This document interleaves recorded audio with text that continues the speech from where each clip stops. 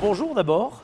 Bonjour Eric. Très Bonjour heureux à de toute vous l'équipe. recevoir dans ce studio, c'est toujours un plaisir. Alors nous sommes beaucoup plus distanciés que ce que nous faisons à l'accoutumée, c'est la règle. On a préparé votre micro, votre espace pour que vous puissiez être notre invité en toute sécurité. Alors on est au cœur de l'actualité brûlante parce que la question qui est au cœur de toutes les problématiques ou des principales problématiques du déconfinement ou de l'arrêt de cette première phase de confinement, appelons ça comme on veut, c'est donc le retour des enfants à l'école. Et à l'heure où nous entamons cette discussion, le Premier ministre est encore en train d'échanger avec les députés à l'Assemblée avant même de parler de ce qui va être mis en place au niveau de la ville.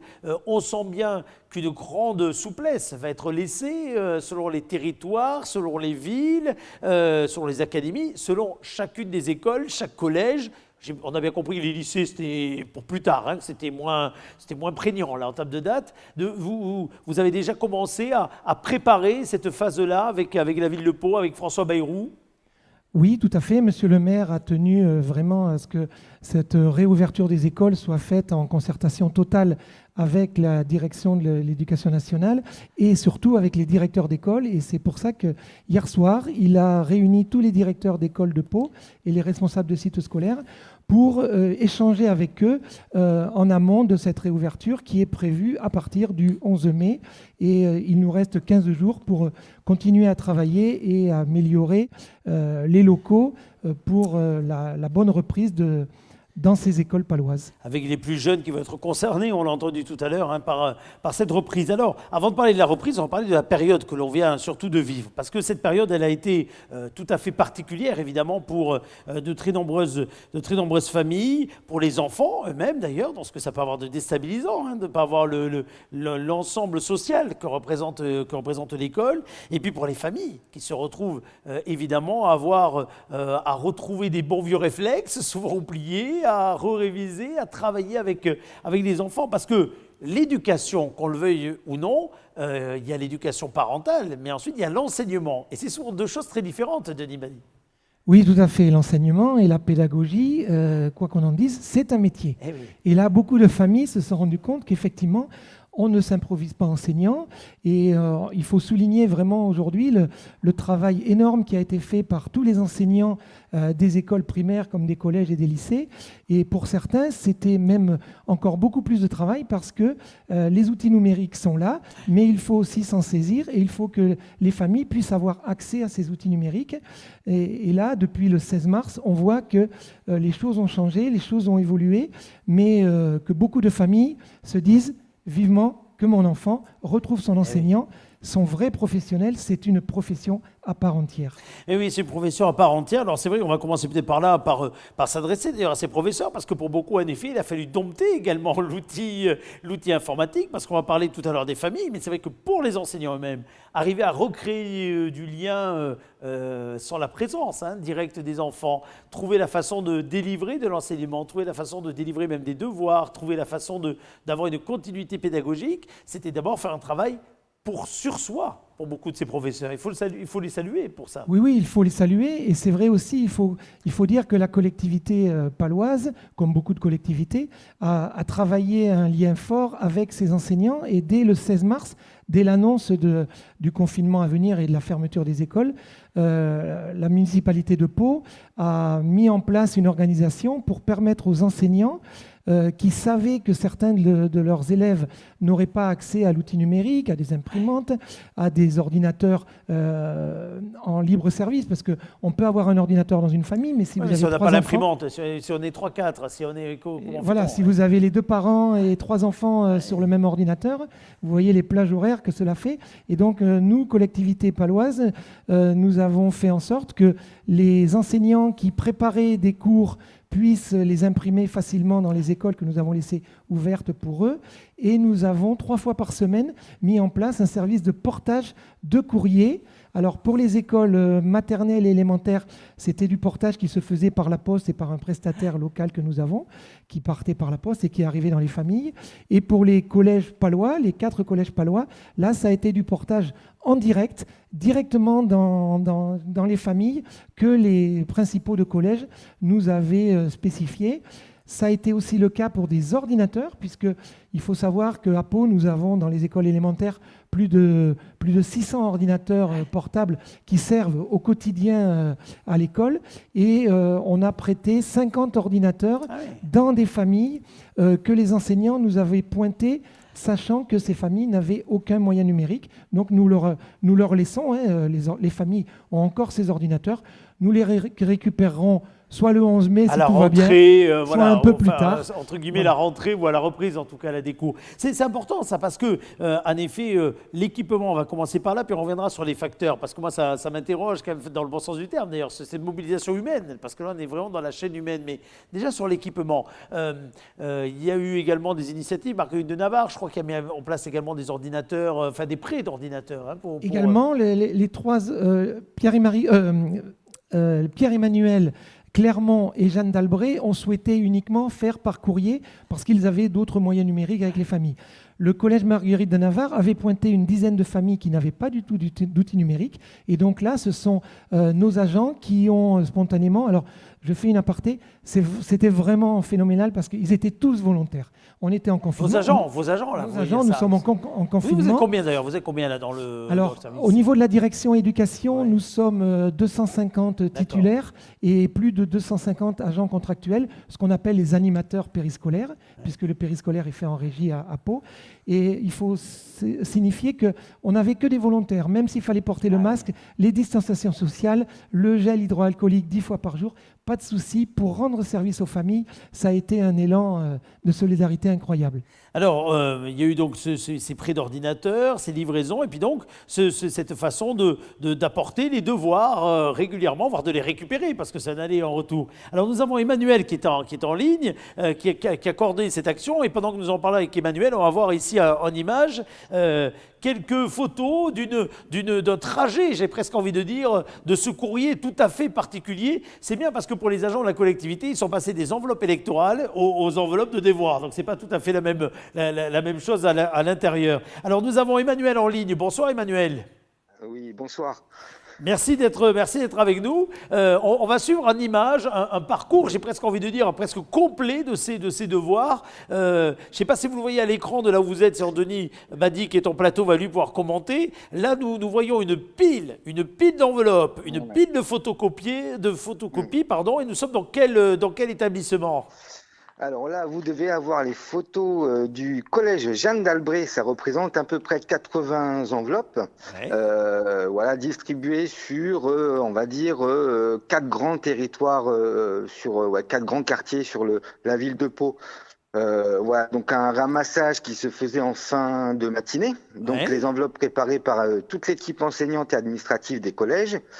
Et donc nous, 6 volontaires de la ville de Pau, de la direction éducation, on faisait le tour des collèges pour récupérer ces plis, répartition entre midi et 2 pour ensuite déposer soit en main propre dans les familles ou dans les boîtes aux lettres quand ce n'était pas possible, ça ne répondait pas, pour une fin de tournée, on va dire à 19h le jour même. Voilà. Ah, ça fait une bonne petite tournée. Là, on voit une jeune fille qui a l'air ravie, en tout cas, de recevoir ses devoirs. Je ne sais pas quand elle a ouvert l'enveloppe si elle avait le même sourire, mais là, en tout cas, elle était contente d'avoir l'enveloppe. Ce service, entre guillemets, rendu, il a permis évidemment de rentrer en contact au fil des jours. De quelle façon, finalement, ces enveloppes, allez, on peut se le dire, de travail, mais de quelle façon elles étaient attendues et puis, quelque part, elles ont été appréciés par des élèves qui avaient que ça finalement comme contact aussi avec leurs professeurs.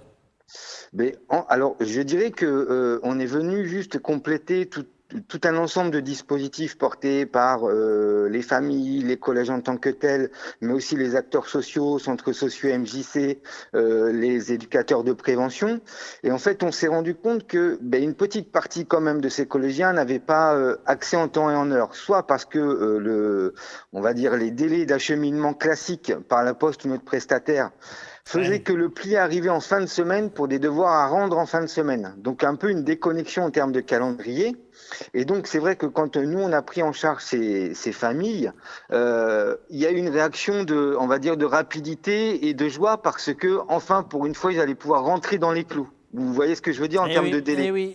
Ils n'allaient pas rendre la copie en retard. C'est ça. Bon, après, je vous avouerai quand même que le pli du vendredi a été reçu avec, certes, des sourires, mais en même temps, une enveloppe bien chargée pour les vacances. Oui, Voilà. ça, je veux bien croire que c'est le double effet qui se coule. Vous êtes content quand C'est on ça. vous écrit, mais quand vous voyez finalement ce que le prof de maths ou le prof de français vous a donné comme petit truc à faire, vous vous dites, finalement, si le monsieur sympa, qui avait l'air sympa, ne vous avait pas apporté l'enveloppe, c'est pu être sympa aussi. Voilà. C'est ça.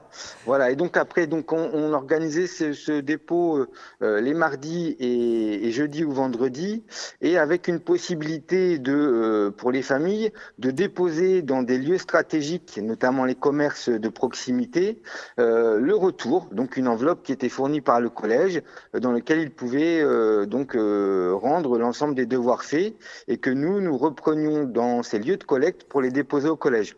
Ah oui, c'est une bonne organisation, Voilà. mine de rien, parce que ça veut dire les véhicules, ça veut dire se pas se gaufrer évidemment dans les devoirs. Moi, ça m'inspire de remarques. C'est bien parce que j'ai regardé ça à la télé ces heures-ci. Il y a un petit côté très agent secret, là, très bureau des légendes. Là, vous posez une enveloppe, on vous la refile, etc., etc. Mais il y a aussi un petit côté, vous savez, dans les vieux films, les Sous-doués ou autres, où vous aviez les sujets du bac, là, dans les fameuses enveloppes qui étaient transportées. Ça donne exactement cette impression-là. Ça donne exactement cette impression. Et ce n'était que des devoirs, mais c'était des devoirs indispensables. Quand je dis ce n'était que, y a pas de, on n'est pas dans la logique de l'examen, etc. Et pourtant, Non. Denis, cette continuité pédagogique, elle est absolument vitale. Hein. Oui, elle est très importante. On peut considérer qu'une phase de confinement de 6 semaines, 7 semaines, ça correspond à des grandes vacances. Ah oui. Mais laisser les enfants et les adolescents pendant 6 mois sans école, pourquoi pas 7 mois? Pourquoi pas 8 mois? Ouais. Et pourquoi pas tout le temps? Pourquoi pas tout le temps finalement, mais voilà. oui. Donc Et avec forcément des différences de niveau entre certaines familles, certaines disponibilités parentales, parce qu'on pense tout de suite au niveau des parents, mais il y a aussi simplement aussi la disponibilité. Oui, la disponibilité en temps horaire. Alors sur le collège, c'est vrai qu'il y avait cet aller-retour que nous n'avions pas sur les écoles primaires, puisque les enseignants et les directeurs d'école ne souhaitaient pas forcément que les enfants immédiatement Oui, faire la rendent les correction, etc. Voilà, c'était pas la on même était logique. plus aussi sur des leçons. Sur le collège, par contre, rassurez-vous, nous n'avons pas transporté de devoirs que le lendemain, les profs devaient noter. Là, il y a une latitude tout à fait souhaitable là-dessus. J'imagine. Vous avez, cela dit, au départ, et en vous gardant en ligne, Emmanuel, cela dit, vous avez au départ également livré, entre guillemets, autre chose, des livrets éducatifs. Alors effectivement, ça c'est une initiative très intéressante du Centre social du Hameau, qui est un centre municipal, qui a créé un petit livret de 100 pages. Ah oui, c'est un bon livret déjà. Voilà, c'est un bon livret qui est destiné aux enfants et même aux adultes, mais plutôt les enfants de 3 à 14 ans, avec à l'intérieur du dessin, des histoires, des contes, des exercices, des jeux de loi. 3-14 ans, ça fait une bonne palette, hein, Denis, parce que je ne suis pas sûr que le dessin soit apprécié de la même façon à 3 ans et demi ou que l'exercice du coloriage à 3 ans ou à 13 ans et demi. Mais Il y avait des pliages un peu compliqués pour les plus grands. D'accord. Voilà, donc il y avait énormément d'activités et le Centre social du Hameau l'a proposé. Donc nous l'avons envoyé aux 3400 familles qui ont des enfants inscrits à Pau, mais nous l'avons envoyé de façon numérique. Et donc très vite, nous nous sommes aperçus avec la direction vie des quartiers, politique de la ville et les animateurs qui insistent et qui travaillent aussi au quotidien avec ces familles, que certaines familles en avaient besoin en format papier. Et donc, pour les vacances qui sont en train de se dérouler, nous avons quand même envoyé plus de 450 enveloppes à des familles pour qu'elles puissent s'amuser, se divertir, s'éduquer aussi pendant ces vacances grâce à ce livret. C'est bien parce que tout le monde ne pouvait pas avoir non plus 100 feuilles et les cartouches d'impression pour sortir un aussi gros volume d'activité. Tout à fait, ça représente 14% des familles quand même qui auront reçu ça de façon papier. On a aussi laissé des exemplaires au Centre social du Hameau, à des organismes comme l'OCFA ou l'ISARCOS qui suivent les familles de réfugiés par exemple.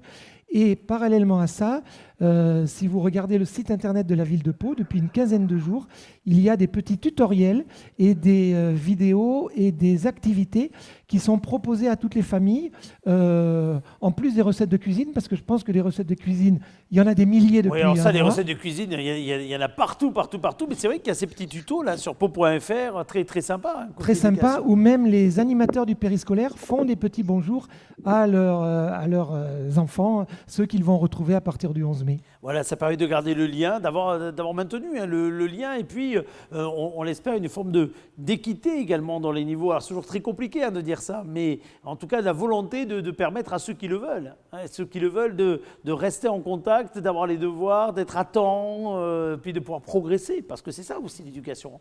C'est important et comme on le voit avec les dispositions du Premier ministre qui seront déclinées localement demain par le préfet, on voit aussi qu'on est parti sur plusieurs mois pour effectuer ce rattrapage, puisqu'il y aura aussi beaucoup d'actions pendant les vacances d'été avec les MJC, les centres sociaux et les associations qui pourront aider à ce soutien scolaire tout en ayant besoin aussi, il faut savoir que les enfants aussi ont besoin de se dépenser, de se cultiver, puisqu'on a quand même, nous, des informations sur la ville de Pau, on a quand même des enfants qui ne sont pas sortis de leur appartement depuis le 16 mars. Et oui, malheureusement, c'est le triste lot. Tout le monde n'a pas vécu le même confinement et tout le monde n'a pas les mêmes conditions de résidence. Et on se rend bien compte des difficultés et on imagine bien les difficultés de beaucoup. Ça veut dire que le livret éducatif tome 1, Emmanuel, vous commencez à vous dire que fin juin, vous allez distribuer le tome 2 avant les vacances et voir le tome 3 peut-être, s'il faut.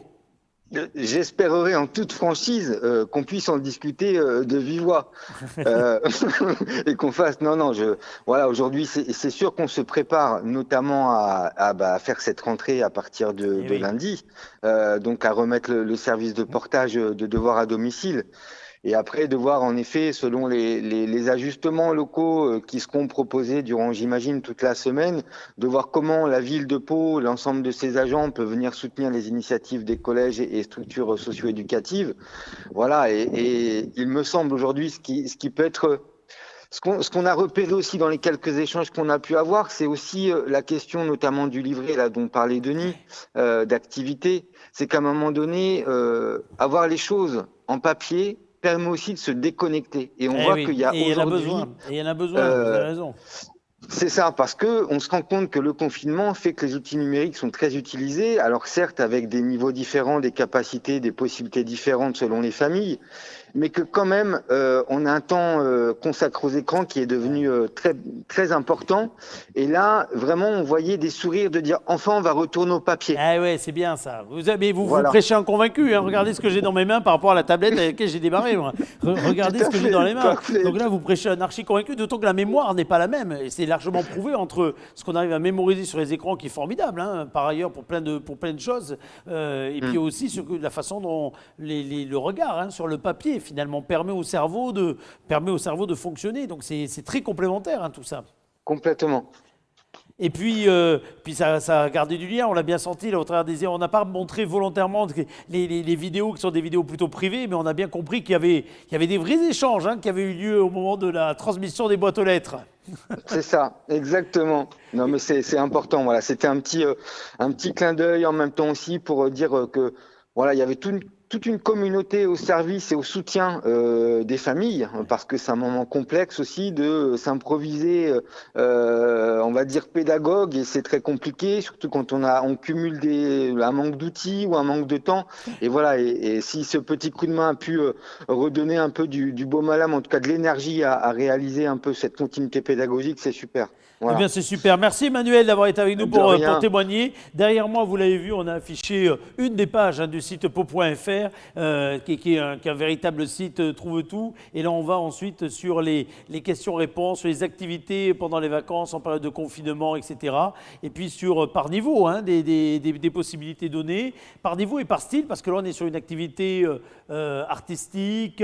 Dans les activités, il y a également découvrir des ouvrages patrimoniaux de la littérature jeunesse, s'expérimenter aux sciences. Alors, il y a ceux qui ont fait ça de façon très personnelle, les cuisines s'en souviennent, et puis il y a ceux qui ont suivi un vrai enseignement, un vrai petit bout d'enseignement. En tout cas, tout ça, vous le retrouvez sur pau.fr. Et Denis, on reviendra dans les jours qui viennent. D'ailleurs, François Bayrou viendra ici pour expliquer ce qui se passera après le 11 mai. Mais vous confirmez qu'en ce moment, vous êtes en train d'y travailler et qu'il va falloir évidemment travailler avec tout le monde pour arriver à trouver les bonnes solutions. Tout à fait, nous y travaillons d'arrache-pied et je souligne aussi que la semaine prochaine, puisque c'est la reprise, nous continuerons le portage la semaine du 4 au 11 mai puisque nous serons encore en confinement et que malgré le confinement, nous continuons à garder dans 2 écoles paloises les enfants de soignants, les enfants de force oui, de il y a l'ordre. ça aussi, bien sûr, tout Nous à le fait. faisons encore une semaine et nous allons continuer le portage pendant une semaine. Après, nous verrons à partir du 11 mai, suivant le nombre d'enfants qui reviendront dans les écoles, s'il y aura lieu de continuer ça encore ou pas. Merci beaucoup et puis vous féliciterez à la fois ceux qui ont répondu présent et puis ceux qui ont fait ça en plus à côté des habitudes et du travail quotidien parce que là aussi il a fallu se remettre en cause. Donc un grand bravo et puis ces initiatives, là ce sont celles de la ville, de l'agglo. J'en profite pour dire qu'il y a beaucoup d'autres initiatives. On a parlé de ce qui se faisait sur le bassin de Lac également, qui n'a pas été en reste en matière de capacité à se mobiliser, y compris dans d'autres villes où on le voit bien, les responsabilités des services comme les autres. Vos homologues ont été pris souvent à bras le corps pour essayer véritablement de répondre présent à cette situation totalement inédite qu'on n'aurait jamais pensé. Jamais imaginé pouvoir vivre. Merci beaucoup, mon cher Denis Badi, d'avoir été présent parmi nous. On va rester dans le même sujet, puisque les calendrettes ont été également confrontés au même questionnement. Et du côté des calendrettes, nous allons joindre sans plus tarder à la fois un professeur de collège et un professeur de primaire pour échanger avec nous sur la façon dont les calendrettes, qui mine de rien accueillent plus de 2000 enfants scolarisés dans la Confédération occitane des écoles laïques, calendrettes, se sont mobilisés. Vous savez que ces écoles, c'est un enseignement particulier, bilingue, français, occitan, gascon, qui est dispensé dans le cadre des programmes scolaires réglementaires avec eux. Donc ça va être intéressant de voir leurs initiatives prises pour maintenir là également le lien avec leurs élèves. Julien est professeur de collège, Myriam est professeur de primaire et nous les avons, je crois, tous les deux en ligne. Bonsoir. Bonsoir. Ah, mais vous êtes en liaison, je pensais simplement entendre vos voix, donc je vous vois, c'est encore plus formidable. Merci à vous d'être présent. Julien, un mot peut-être rapidement, et même ça sera même exercice pour Myriam. Je vais commencer par Myriam d'ailleurs, parce que je vais commencer par les petits, par le primaire. Les calendrettes aujourd'hui, d'abord vous enseignez où, et puis ça représente aujourd'hui combien d'enfants qui sont avec vous, ou autour de vous? Enfin pas aujourd'hui, mais d'une façon normale. Alors aujourd'hui, nous sommes 3937 calendros en tout sur 19 départements français.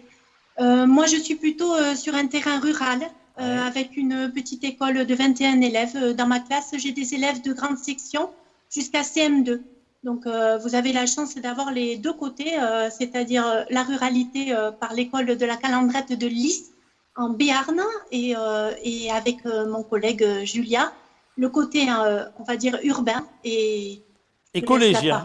Et collégien. Alors, Julien, où est-ce que vous exercez et avec un effet, quel niveau? Alors, moi, j'exerce donc au collège Calandrette de Pau. Donc, le côté rural, je le connais, mais nous, on est vraiment au centre de l'urbanisme. Nous sommes situés dans le lycée Honoré Barada, accueillis dans le lycée Honoré Barada, à côté du Leclerc Université. Donc, nous avons une cinquantaine d'élèves.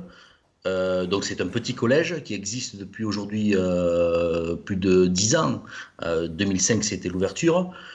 Donc, il a fallu s'adapter avec ce confinement, avec les moyens que l'on a. Et ça, je pense que l'on va y revenir pendant l'interview. Absolument. Mais ça a été un exercice compliqué au début, mais on s'y est fait au fur et à mesure.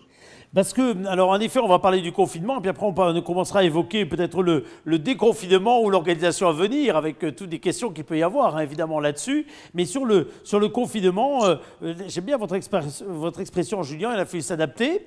Parce que ça, vous n'alliez pas lâcher évidemment la mission qui est la vôtre, le lien avec les jeunes. Mais c'est vrai que la notion de moyens pour s'adapter, elle est aussi pas neutre. Et que là-dedans, tout le monde ne boxe pas dans la même catégorie. Et j'ai envie de dire quelles soient les motivations des enseignants, des professeurs que vous représentez. Alors, moi, je ne prendrai pas Calandrette comme une marge. Je pense que tous les enseignants, qu'ils soient à Calandrette ou ailleurs, ont dû s'adapter. Les moyens, ils sont plutôt techniques. Et il a fallu s'adapter, par exemple, en créant un ENT, un espace numérique de travail. Aujourd'hui, tout passait par les réseaux sociaux, mais aussi par les réseaux numériques.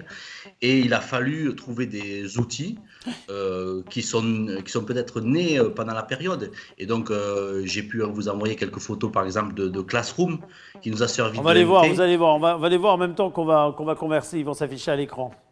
Voilà, et donc ça nous a permis de centraliser les documents parce qu'au début, les familles étaient remplies de mails, il y avait les boîtes mails ça arrive dans tous les sens, il y avait vraiment des gros problèmes au niveau Ouais. du suivi car il y avait plus de 50 mails à lire par jour pour des familles. Donc il a fallu centraliser, on a centralisé avec ce support-là, donc on peut penser tout ce qu'on veut des GAFA, mais pour le coup, ça nous a permis Ouais, ils ont permis de garder le d'évoluer. lien là pour le coup, voilà, bien sûr, tout à fait. Ça nous a permis d'évoluer et de pouvoir continuer pédagogiquement à travailler, à envoyer du travail, centraliser les documents, corriger, parce que la correction est tout aussi importante que de donner un cours. Et puis après, il y avait aussi les cours en visio qui ont été maintenus, alors pas avec les horaires normales, mais à raison de 3-4 heures par jour pour pouvoir au moins corriger les exercices et avoir les élèves en face. Et oui, oui, Myriam, le fameux tableau que vous avez à côté de vous, qui est un outil indispensable,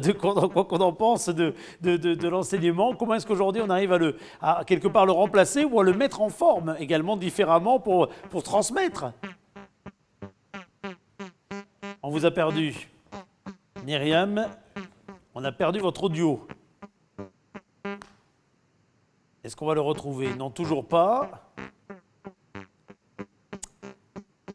Alors, toujours pas. Donc, nous avons le temps qu'on essaie de se reconnecter, qu'on vous envoie un petit message, sinon on va vous joindre par téléphone. Je vais rester avec Julien pour à peu près le même type de questions. On parlait tout à l'heure avec Denis Badi de l'adaptation des professeurs, de vous-même, de vos fonctions, de vos professions. En effet, là, il a fallu composer avec de nouveaux outils, vous avez commencé à le dire, mais il a fallu recréer d'autres formes de liens, d'interactivité avec les jeunes et les enfants. Nous autres, à Calandrette, vous avez une notion en plus supplémentaire, c'est la langue. Et Il a oui. fallu continuer dans les maisons, et je pense que c'est de ça, Marianne, elle voulait parler de ça, je pense.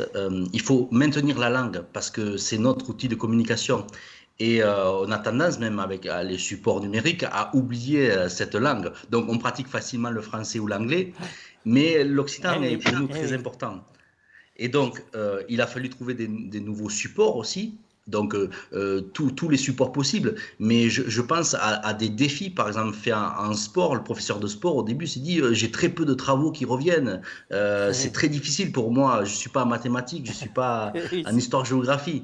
Il a fallu qu'il invente des choses. Alors, des défis à faire aux élèves, des défis sur leur smartphone, du NSS, des chansons en anglais, des recettes de cuisine. Il y a eu pas mal de choses qui ont été créées.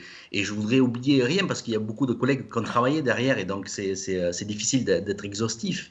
Mais j'ai vu une création riche, vraiment très très riche en termes pédagogiques.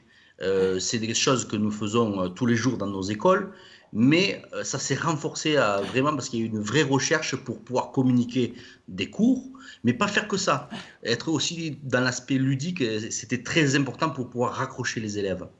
Alors Myriam, justement, on vous a retrouvé, mais par téléphone, on va se passer votre sourire et de votre tableau, mais on va au moins vous entendre, ce qui est absolument primordial. Myriam, justement, la pratique de la langue, une des spécificités, l'apprentissage, la pratique de la langue, une de vos spécificités, c'est d'autant plus important avec les tout jeunes dont vous avez la responsabilité. Oui, justement, c'était une des préoccupations, des premières préoccupations du mouvement Calandrette, de maintenir l'immersion en occitan à la maison, malgré le fait qu'il ne soit plus en classe et que, comme vous le savez, l'occitan est en voie de développement, mais ce n'est pas encore Eh la oui. langue parlée dans tous les foyers d'Occitanie.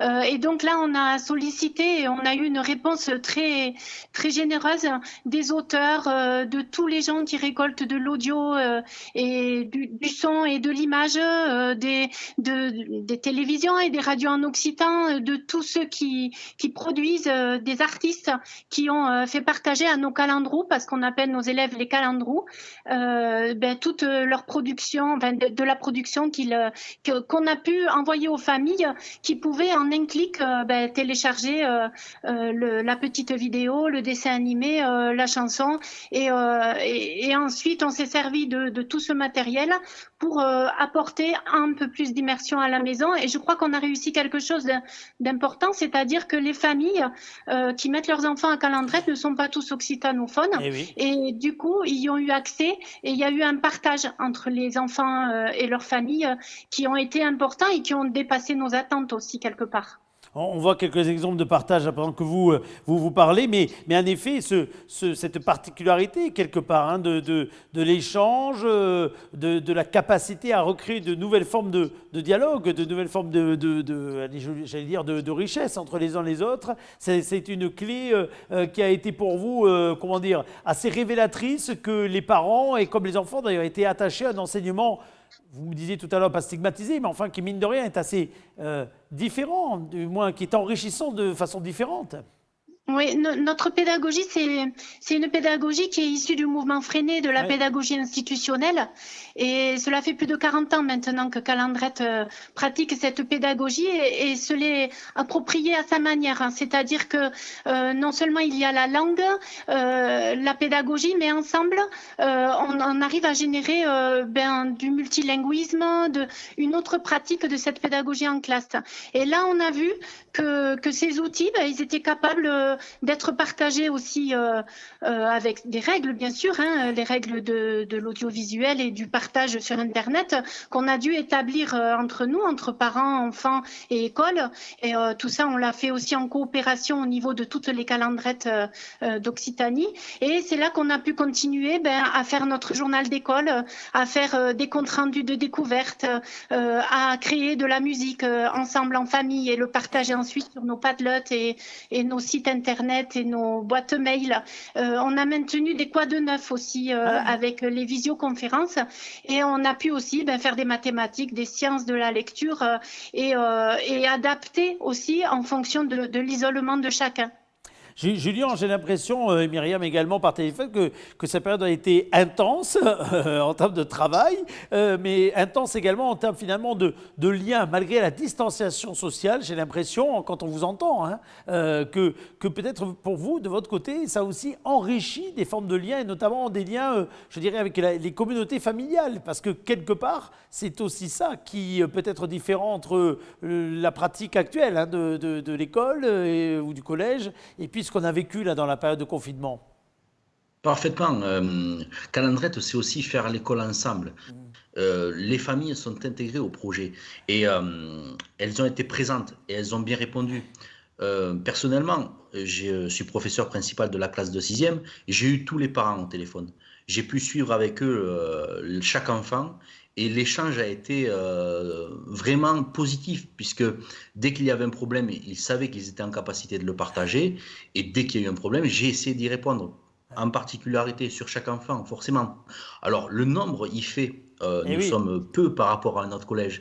Mais malgré tout, la réponse est à 100%, donc il faut voir le succès. C'est une richesse de pouvoir aussi appeler des parents qu'ils soient disponibles pour pouvoir répondre, pour aussi suivre leur enfant. Au niveau du décrochage scolaire, ça a été une inquiétude. Les enfants ont la facilité de prendre la période pour les corona-vacances. Non, avec le suivi de la continuité pédagogique plus le maintien de l'éducation des parents derrière qui suivent les enfants, ça a été une facilité. Et donc c'est très important. Le dialogue avec les enfants aussi a changé. On a pu se rendre compte en visio que certains enfants qui participaient moins en cours, en présentiel, se sont révélés en visio. Peut-être il y avait moins de poids, il y avait des raisons sûrement qu'il faudra analyser, mais des élèves que l'on entendait très peu participer énormément. Voilà, donc c'est des surprises plutôt positives et qu'il faut prendre pour argent comptant. Myriam, cela dit, vous allez être content de les retrouver, même si on est sur un jour là où on décide à grands traits, pour l'instant à grands traits, les conditions de retour, a priori, les vôtres, ce seront les premiers que vous allez retrouver. Et tout à fait, je viens d'entendre le Premier ministre l'Assemblée nationale. Il est vrai qu'on va rentrer apparemment les premiers. Après, on ne sait pas encore exactement, nous, ce qu'on va faire au Calandrette aussi et quelles sont les choses que nous allons pouvoir assumer vraiment, même si cela fait déjà 10 jours que nous travaillons avec les mairies, les chefs d'établissement du département, de chaque département, à mettre en place des protocoles sanitaires qui soient assez simples pour accueillir les enfants. Il est vrai qu'il nous tarde de reprendre notre vie d'école et de classe, mais il ne faut pas que ce soit au péril de la santé de chacun, bien sûr. Et là encore, on va essayer de le faire avec le plus d'humanité possible. Il faut qu'on arrive, malgré des masques, des gants et toute une désinfection, à accueillir chaleureusement nos élèves et à ne pas nous sentir trop stressés en tant qu'adultes pour le faire. Et pour cela, on est déjà en train de travailler avec les parents parce qu'à Calandrette, on est tout le temps en train de travailler pour faire école ensemble. Donc, on est, malgré les vacances, bien sûr, mais c'est pas grave, c'est pour préparer quelque chose de mieux pour nos élèves. Eh bien, on est en lien permanent avec l'association des parents d'élèves avec qui je dois encore me réunir demain. Julien, vous, ça risque d'être un peu plus tard, du moins une semaine après, mais avec des conditions, on l'a bien entendu, hein, même si elles ne sont pas toutes définies, qu'il va falloir adapter sur les établissements, etc.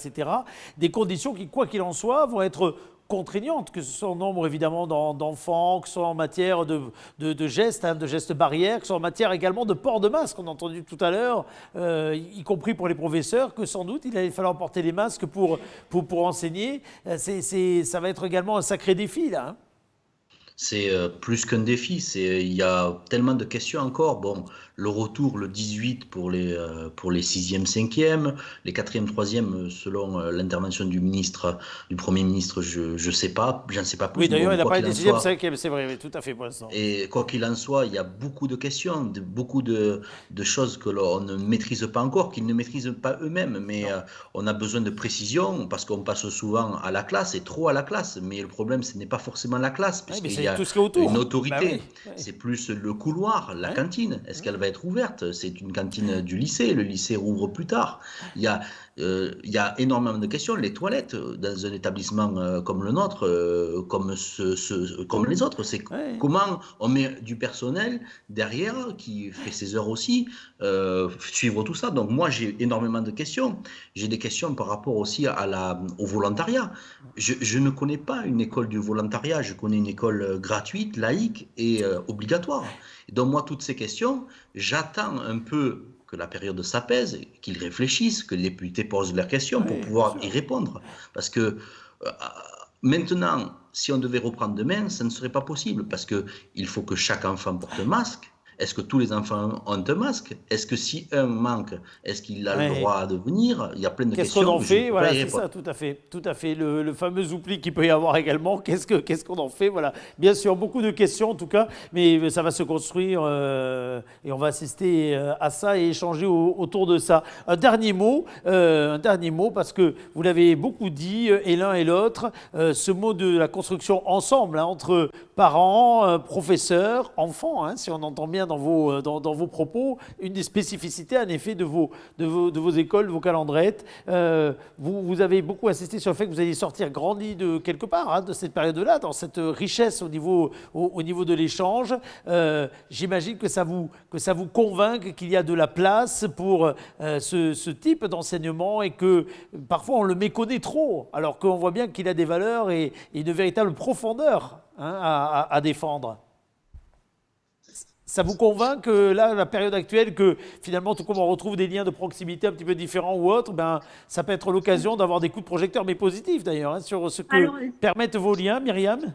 Oui, c'est vrai qu'on se rend compte que ça nous rapproche, mais on ne peut pas dire aujourd'hui qu'on a un recul assez grand pour dire qu'on pourrait fonctionner comme ça une partie de l'année. Non. Oui.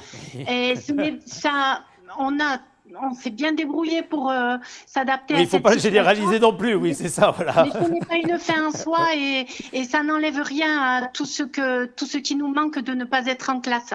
Et on ne peut pas se satisfaire et heureusement que c'est une période courte et j'espère que nous n'y reviendrons pas. Oui, mais tout à fait. Je pense que ce souhait est partagé par tous. Un mot de la fin, Julien.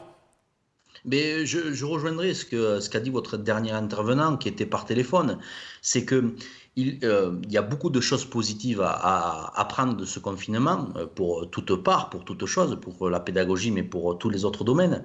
Mais il va falloir aussi se déconnecter au bout d'un moment parce que les temps d'écran ont été exponentiels. Et regardez même ce que nous faisons nous. Alors c'est ça le paradoxe, mais tout à fait. Et le support papier, comme vous le disiez, est très important. Et donc pouvoir revenir dans une médiathèque, ça va être possible. Très bien, mais il va falloir se recultiver d'une autre façon, bouger, manger. Toute la vie doit reprendre, mais de façon en respectant les protocoles sanitaires, car la deuxième vague pourrait arriver plus vite qu'on ne le croit. Donc il faut respecter et profiter malgré tout de la vie. Merci beaucoup à tous les deux, en tout cas, d'avoir été en lien avec nous, et merci pour avoir partagé sur ce qui a été fait au niveau des calendrettes. Bon courage pour la suite et la reprise, quoi qu'il en soit et quelle qu'elle soit.